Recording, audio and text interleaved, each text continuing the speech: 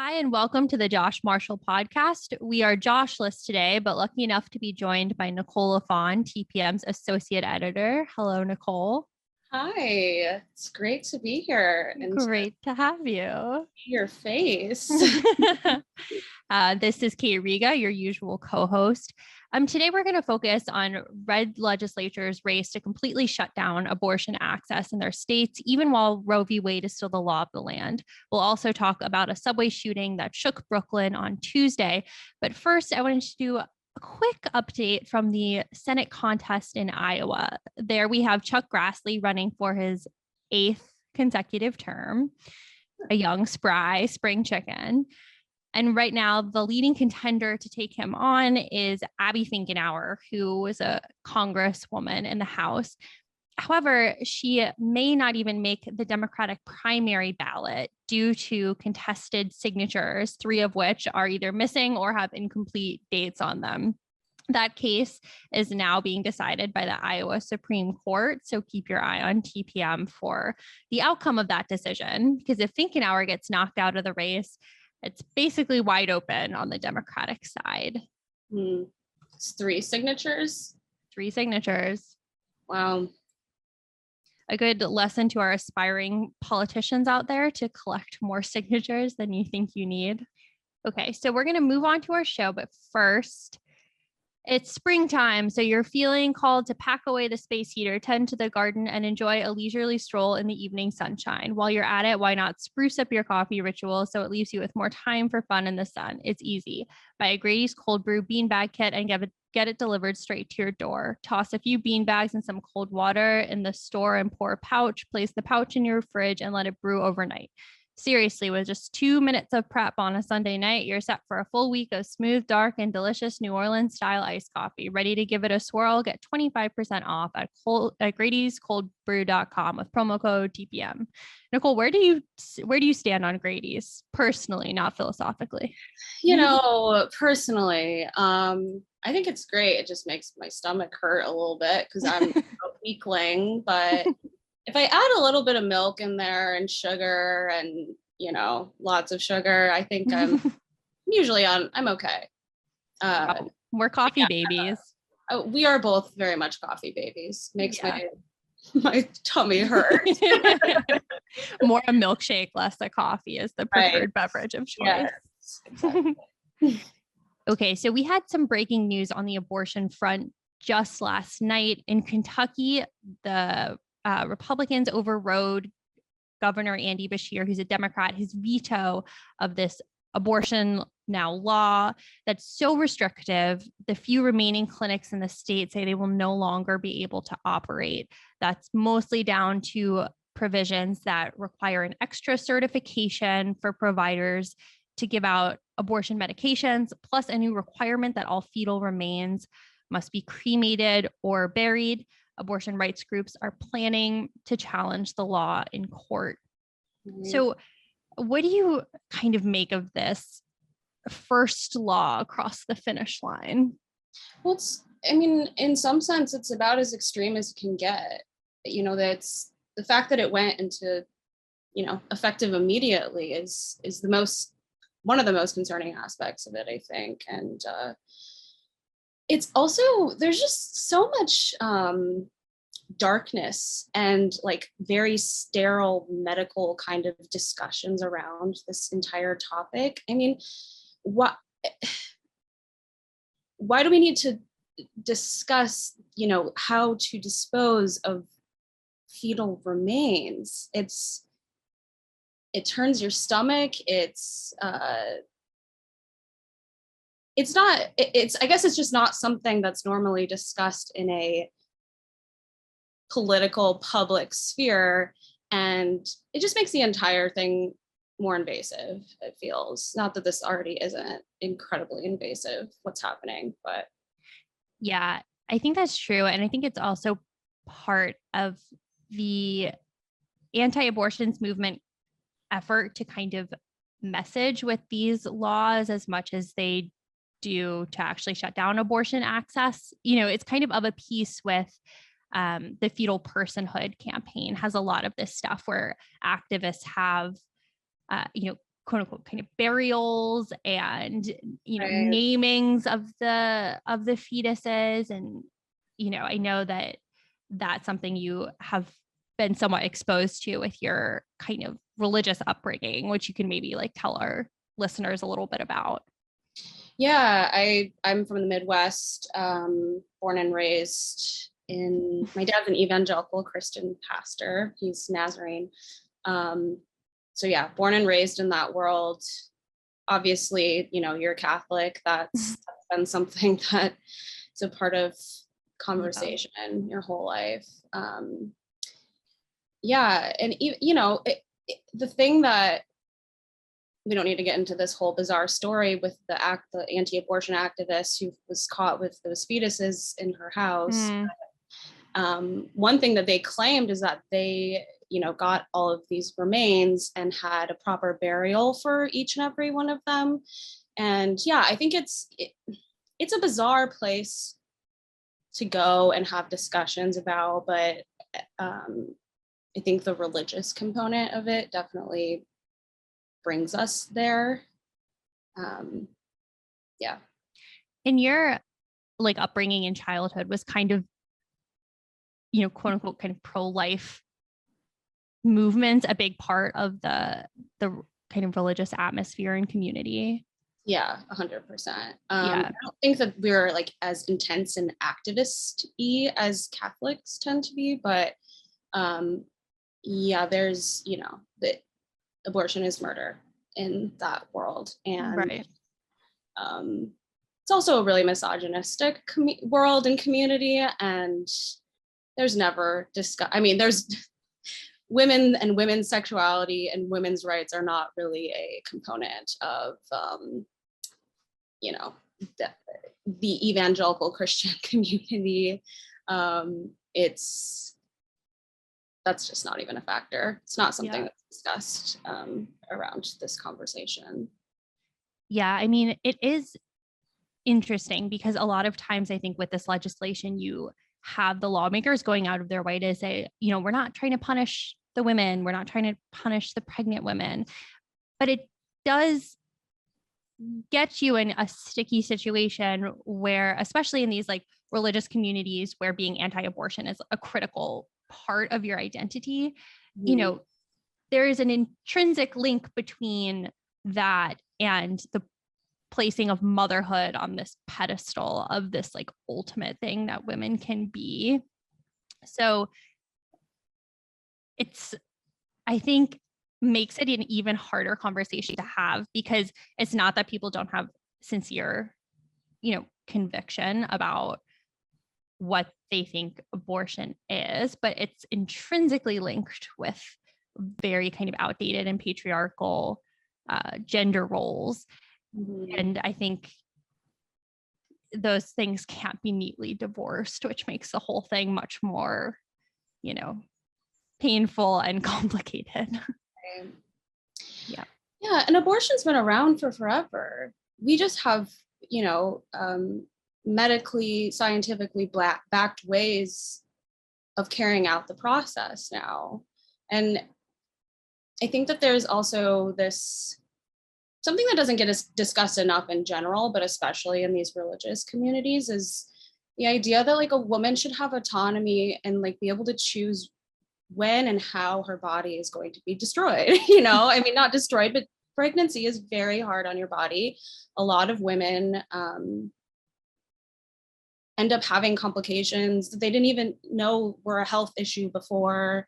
It takes a toll on the body, and just not having any choice over, like what is being inflicted on your person is, I don't know. I feel like that piece of the conversation isn't talked about enough either. So. Yeah.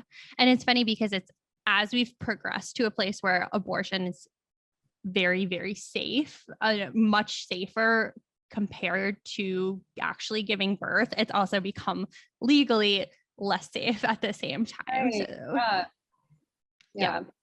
And so this Kentucky law, kind of comes on the heels of this very draconian Oklahoma law that was just last week. So can you kind of tell us about the details there? Yeah, so it's really, I mean, I think when I wrote about it the other night, last week, my headline was something like Oklahoma state legislator just passed the most restrictive abortion ban in America, because it's one of the most extreme things, versions that we've seen. It takes the weeks conversation completely out of the discussion. So basically it's completely banned. But it's focused on not the patients or women or people getting an abortion. It's targets the providers and the people who are performing the abortion. So it's it just became law, what, 2 days ago? Was that Monday? Yeah. You wrote that? And the punishment is, I think it's up to $100,000 in fines, up to 10 years in prison. And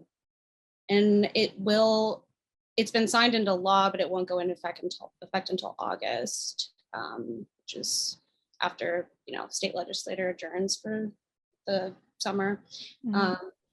Just kind of convenient timing, considering what's coming down the pike. But yeah, I think, and you wrote about this, so maybe you can get into a bit more about the ramifications of the decision, because it's not just about Oklahomans, it's about Texans as well. And I think you cited that study. I can't remember what university it was, but yeah, talk on that, because it's I think it was University of Texas at Austin, but basically saying that Oklahoma has absorbed 45% of the displaced Texan patients, which is, it's not something they're being coy about. That was part of the timing of this law, that they want to kind of spread that firewall even farther,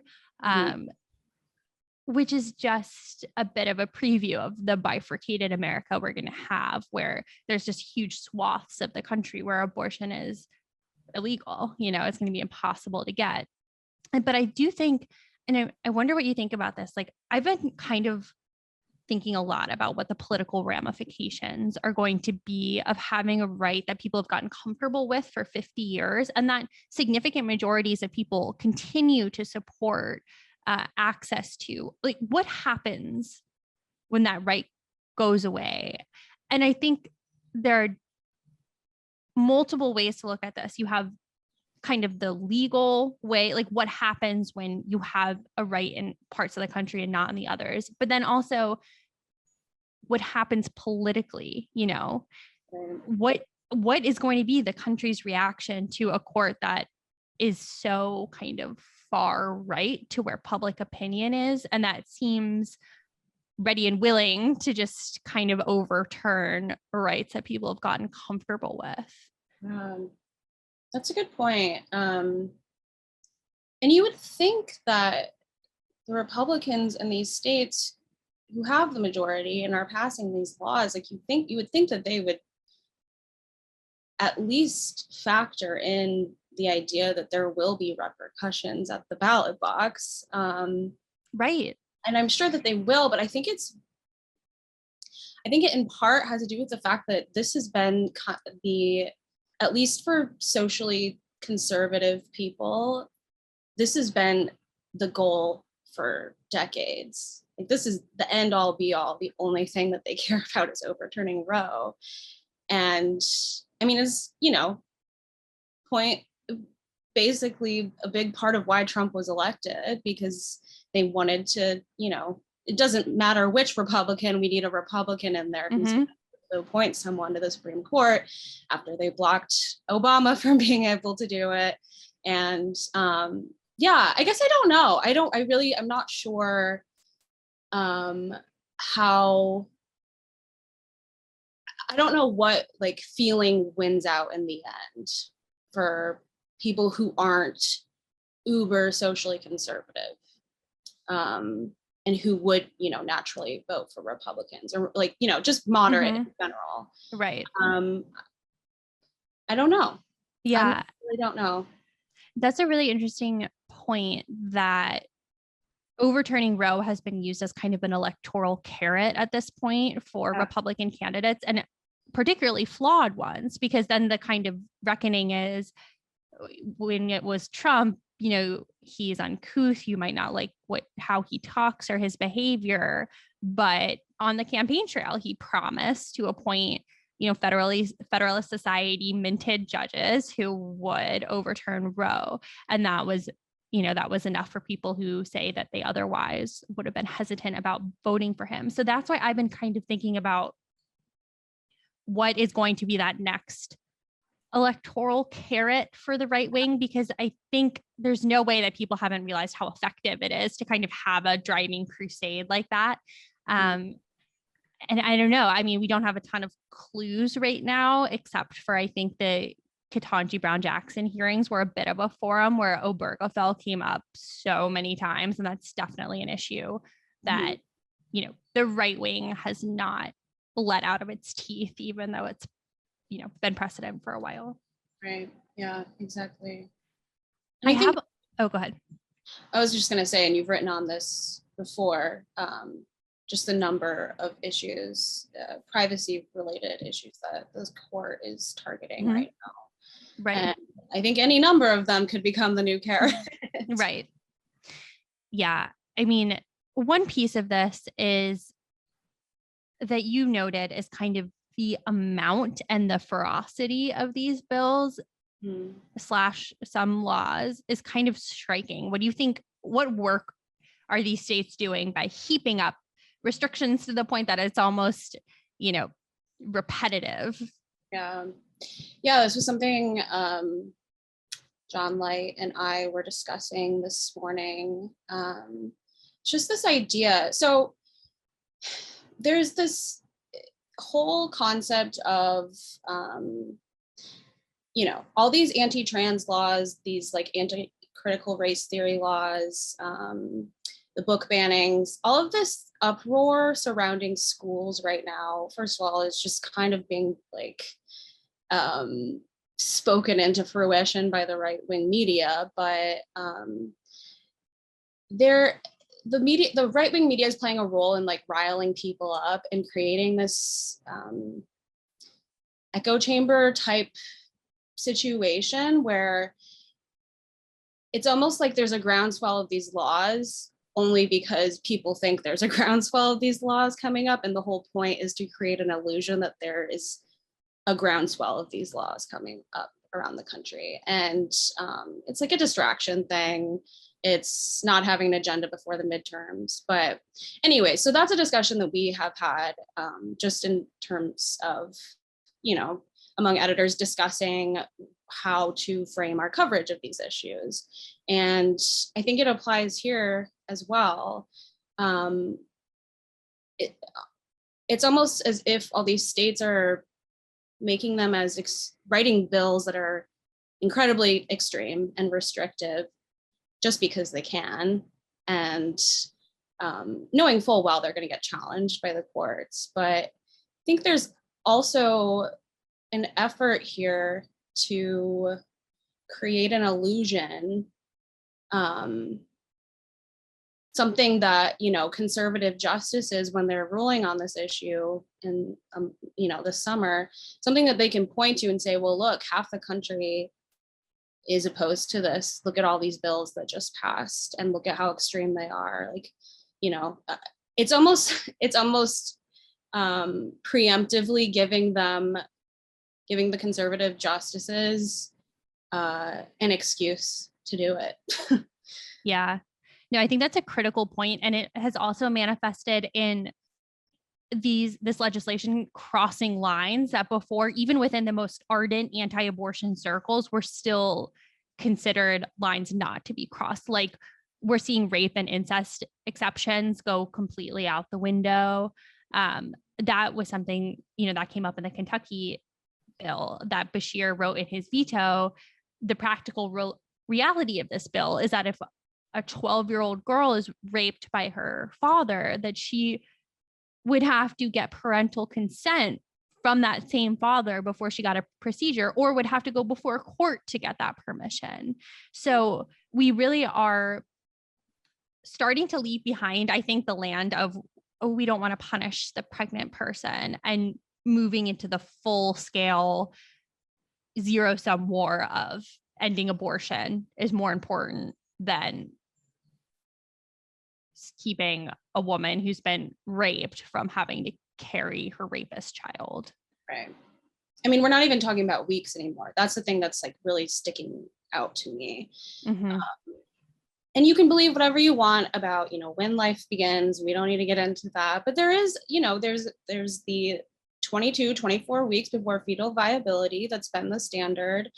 And before that, it's as if a clump of cells is more important than a woman, and a woman being able to have any control over what happens to her body. And I think the creepy part of all of this is that, some of these more extreme laws that are being written and passed right now, like Oklahoma and Kentucky, they almost they're almost identical to an issue that you've covered, where states have these old laws on the books still that aren't enforced because of Roe, and haven't been enforced since Roe passed. And they're almost using that as, it seems as though they're using those as a model. Like if you look at what's going on in Michigan, the governor, she just sued. Well, she did two things to try to overturn the, I think it's like from the 1930s era law that basically completely bans abortion. And it's the exact same as what Oklahoma just passed. There's no exception unless the woman's life is in danger. And so anyways, she's suing all of the county prosecutors in Michigan. I think it's like 13, where there are abortion clinics there. And so not because she thinks that these prosecutors are going to immediately start charging people for performing abortions, but she's trying to challenge the laws and the law and get it overturned, so it makes its way to the state Supreme Court. So she did that, and then she also just straight up used executive authority to ask the state Supreme Court to overturn the law. So there's a little bit of hope on one end of the spectrum that at least some blue Democratic governors and blue states doing a little bit to prep for Roe being overturned. That's on the opposite end of the spectrum. Yeah, I think that's a really good point also, because the fact that these new laws are mirroring the old trigger laws that are on the books, I think is a data point in favor of your point that this is an attempt to create an impression of this nationwide resurgent movement to kind of serve up to the Supreme Court justices. Because if you've already got one of these old laws on your books that's going to make abortion illegal the second Roe falls, you don't need this flurry of other legislation that makes, medical abortions harder to get, or trap laws, or it creates hurdles for providers to jump through. So it really is more of a messaging campaign than a kind of practicable effect at that point. Right. It's an illusion. Yeah. And there are obvious and less obvious downstream effects of these abortion restrictions. I mean, the clear one is what everyone, including, I think, anti-abortion activists know, which is making abortion illegal is not going to make abortion stop, because people are still going to be pregnant who don't want to have the babies. That's not going to go away. That just means that there's going to be less safe abortions, more self-managed abortions, and a reality that the women who are going to suffer the most are the ones who can't travel from whatever red state they live in to seek abortion care elsewhere, which entails travel, lodging, potentially childcare, time off work. And that's how it's always been. It's going to be bifurcated in both blue and red states, and bifurcated in women with resources versus women who don't have resources. Yeah. And it's, I don't know, it kind of, I guess it speaks to the alternate reality that Republicans tend to live in. With this issue, I mean, there's countless other issues, and I'm not trying, this popped into my head, and I realized maybe it's not the best comparison, because I'm not, abortion is a very different issue than drug use, but remember when there was all that uproar about the Biden administration giving out grants, like I think they were federal grants or something to local communities who are trying to help people with addiction. And there was like all this uproar that like the money included like crack pipes. Yes.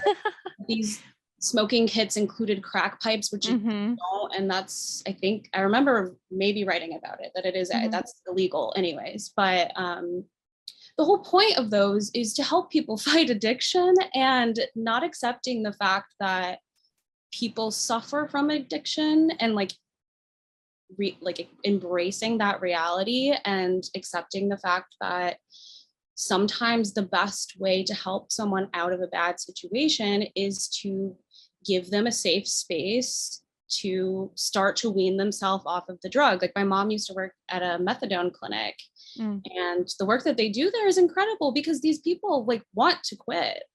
They have a very like, it's a bodily addiction. And I didn't need to get down this road, but it just illustrates the broader point that Republicans kind of refuse to live in the real world sometimes. And I think that that's one thing that Democrats are good about. Like, let's meet you where you are, because these things are going to happen, and there needs to be options, and safe and legal options should be the way that we should, be dealing with any type of issue in society. Yeah, I mean, that's something that I've always found to be kind of a fundamental disconnect on the anti-abortion front, which, when I was in school was called pro-life. But because in school, I never had, sex education. So it was just, going to withhold all information and all resources and just tell you to be abstinent.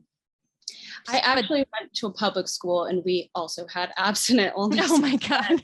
But that's a small, all white conservative town in the middle of a cornfield in Illinois. So.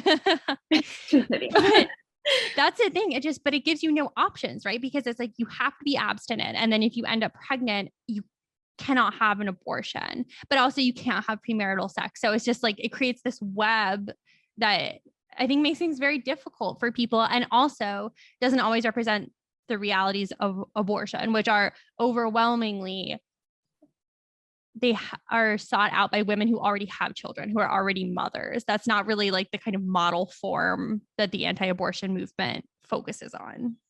That's something that is not talked about, and is like, it's almost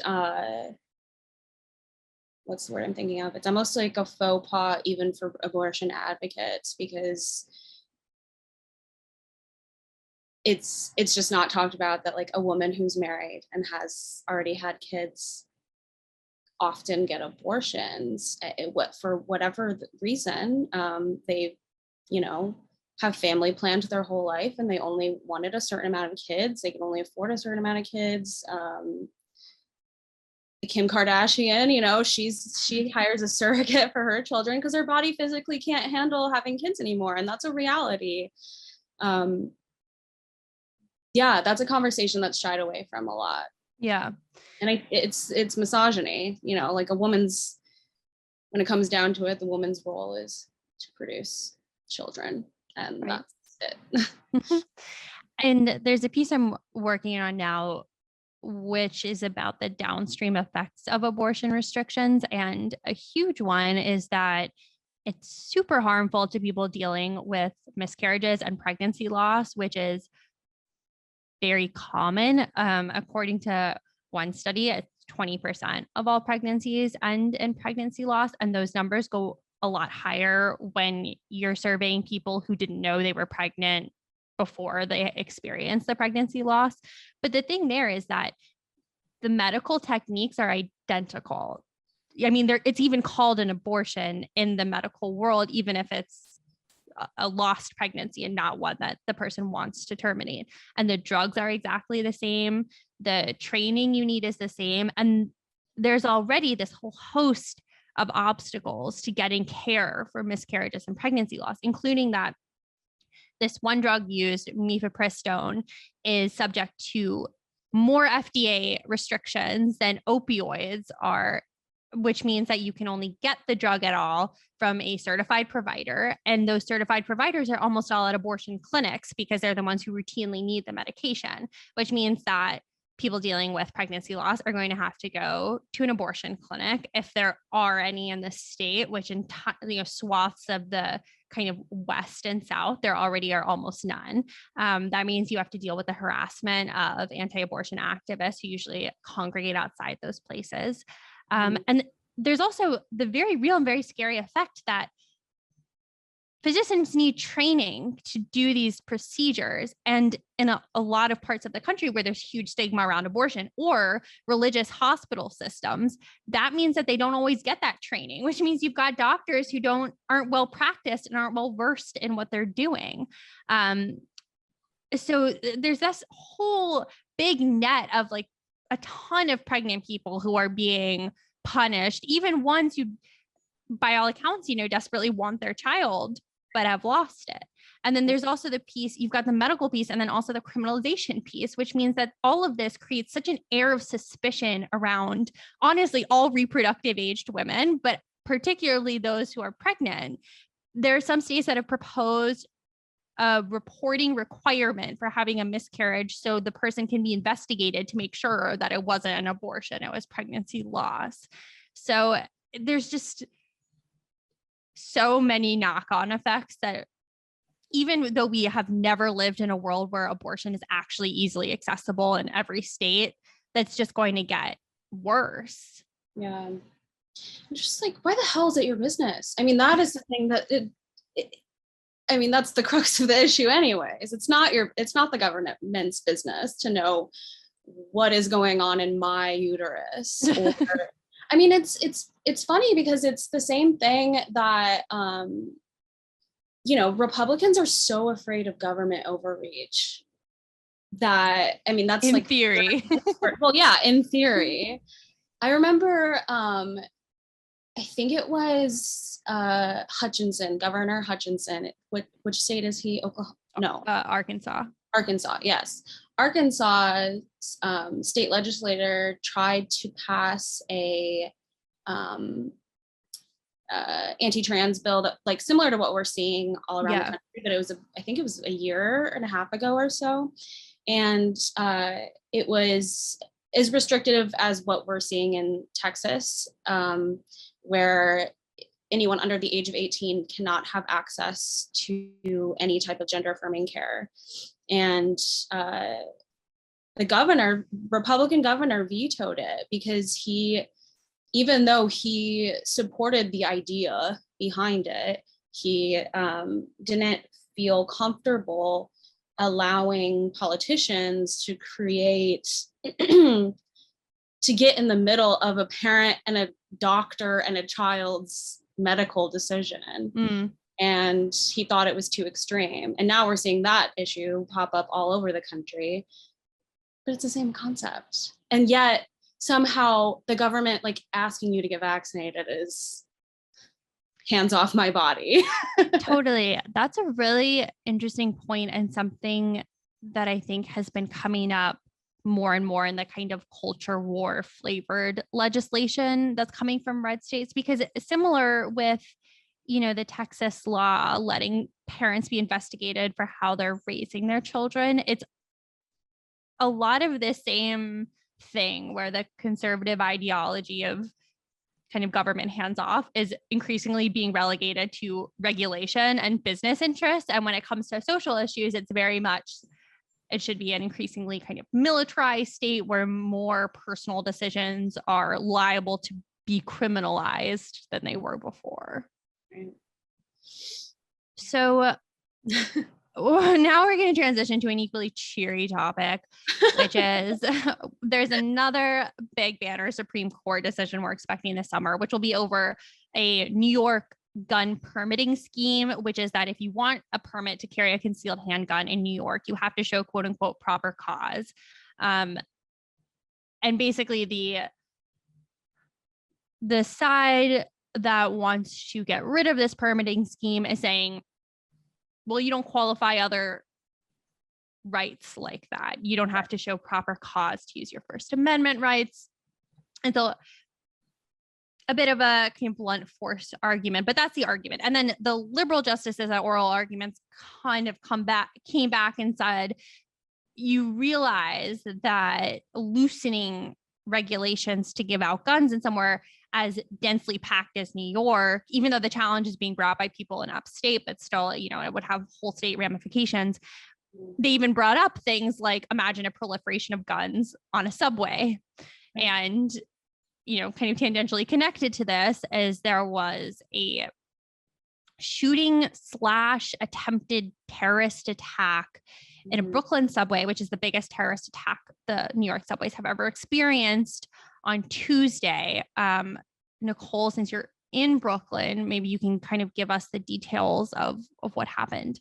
Yeah, it's really scary. I think it's one of those situations where, I don't know, if you're not from New York and you have family elsewhere in the country, anytime something happens in New York, you get a flood of, you know, concerned calls and texts and messages from everyone around the world. I find it very sweet. And, you know, it's just because something happened in New York City doesn't mean it happened to me, because it's a massive city. But anyways, that's beside the point. It was very lovely to have so many concerned family and friends. But yeah, it was during, I think it was 8:30 a.m., which is the most congested time on the trains anyways. And it was in the Sunset Park station in Brooklyn. Yeah, from what I've read, the suspect detonated some type of smoke grenade inside the train car, and he fired his gun 33 times. He shot 10 people, injured several more. No one died, which is a miracle and really great. But yeah, then there was a 24-hour plus manhunt trying to find the suspect, and they finally located him and arrested him yesterday afternoon. And then there were reports came out that he actually called in the tip on himself. And the man had some, I mean, it's becoming clear. It's not, who knows I don't know what the motive was or anything. This man had posted some kind of unhinged conspiracy theory type videos online. Most recently, he kind of had a rant about the new mayor, Eric Adams, and something to do with the new homelessness policy on subway cars, which I actually don't know what it is, but he didn't like that, I guess. I don't know. I'm not like trying to come up with a motive here or anything, but it does sound like a tragic case of someone having some mental illness, and that's really awful. And that's another layer of the tragedy. But anyways, it kind of like almost highlighted the point that the liberal justices were making in their oral arguments. And I think, and John Roberts as well too, right? I think that's what I was reading yesterday. He was supporting, well, not supporting, but at least offering up a different way to look at it, where, okay, what if we overturn this law, but then we have certain restrictions in place about like where guns can't be allowed. And some of the places he listed off were like sports stadiums and anywhere alcohol is served, which right? School campuses and things like that too. Yeah, I think it's interesting because, to be clear, we are still learning the details about this man, and we don't know if he got his weapons in a legal way or not. But I do feel that whenever stuff like this happens, there's almost immediate redirection to secondary points. In this case, like you say, this guy had some kind of an online footprint where he was being fairly vocal with his conspiracy theories. And I've already kind of seen questions about, how come you guys didn't have him in your sights? And to me, it's almost like, okay, great. You know, the amount of potential shooters that can be found by whatever government entities look for these red flags online, sure. But you can't realistically ask a police force to, you know, be combing through all the kind of unhinged rants that emerge from the internet and pinpoint that person and stop them from carrying out an attack. It feels like a misdirection from the fundamental thing, which is people are easily able to obtain deadly weapons who are harboring these kind of conspiracies and kind of fantasies. And it almost feels like because there's no path to strengthening gun legislation through Congress at all, that it just instead gets switched to their kind of social media profile, or, you know, Republicans always saying thoughts and prayers and never doing anything, and these kind of secondary issues, while we've kind of given up on the central point. Right. Yeah. And I think I did read that he got the gun back, but I think the gun came from another state. He wasn't able to purchase it, or didn't. I don't know if he tried to purchase it in New York. They obviously have this very restrictive concealed carry law in place right now. I think it was maybe Ohio, and he bought it there and was able to, you know, conceal it and bring it into New York. So yeah, there's this issue where people are bringing guns in from, you know, because there's no federal law. We're in a place where states are basically, you know, making their own rules, and because there's no like federal precedent or anything that's keeping some type of uniform system in place, every state has, you know, Texas is Wild West and New York is really restrictive about it. And it almost kind of feeds these kinds of attacks, because you're able to bring a weapon in without any real, it's not like anyone would know he had this on the subway or had it concealed on him. And that's another part of the fear, especially in metropolitan area. Yeah. And I do think when we've seen these things happen, because it's now become pretty clear that there's no congressional solution, that you would need at this point, you know, a supermajority of Democratic senators to pass any gun legislation. Instead, it gets bumped to these secondary conversations about, like you mentioned, this guy's conspiracy-laden rants. And then we keep falling into these traps where you people get fixated on the background of the shooter and how they were radicalized. And not that that's not part of the conversation, but I think it becomes this secondary layer because the political kind of solution to gun violence is so out of hand. I mean, just the way the Senate is set up, it's not going to happen anytime soon. So then we get in these secondary conversations and forget that the kind of crux of the problem is that people who have conspiratorial thinking or, you know, are radicalized in some way have fairly easy access to these weapons that then they can use to kill a lot of people very quickly. I saw reporting that this guy in particular got this gun from a pawn shop in Ohio. So I think it is illustrative of the bigger point, which is, you know, we obviously have an epidemic of gun violence in this country, and there's basically no way to stop it with the way that our federal government is currently set up, which again, thanks to Manchin and Sinema, the filibuster abides. If not for them, there would not be a filibuster. And still with the Senate, almost certainly there wouldn't be any gun control passed because of Manchin, but at least it would put it on the table as a possibility. But at this point, needing 60 votes for gun control is just not going to happen. Right. Yeah, and it's the conversations become so morphed, and it takes all these bizarre turns where, you know, it's either Democrats are trying to take all your guns away, or Republicans want to be able to buy a gun and carry it around anywhere and anytime they want. And I think that the thing here is that I think that people like do agree. in some ways on what the solution could be, which is comprehensive background checks. And like no person in their right mind is going to say it would be bad for people to have to go through a series of, checks and, process in order to obtain a military grade weapon or deadly weapon. But the issue is it's just become politicized, and the right has made any type of common sense restriction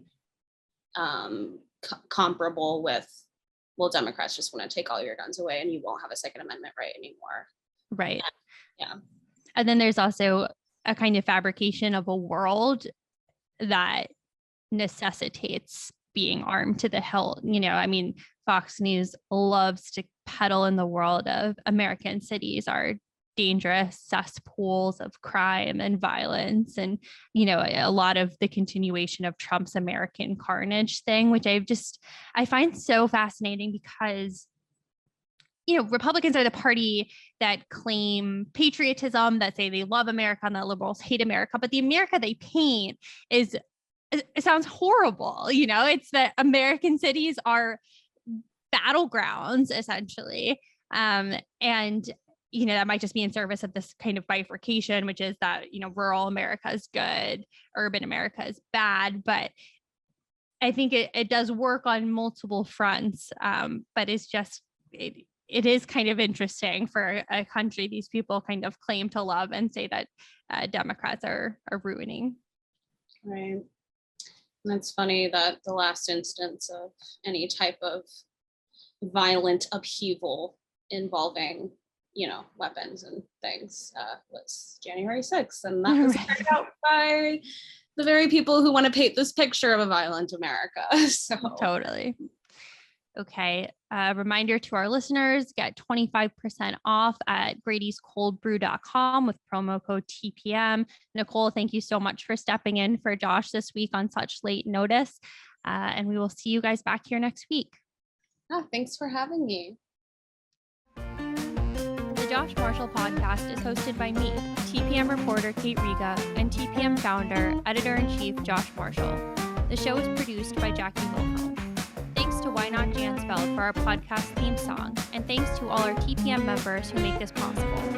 Rate and review us on Apple Podcasts, and subscribe wherever you listen.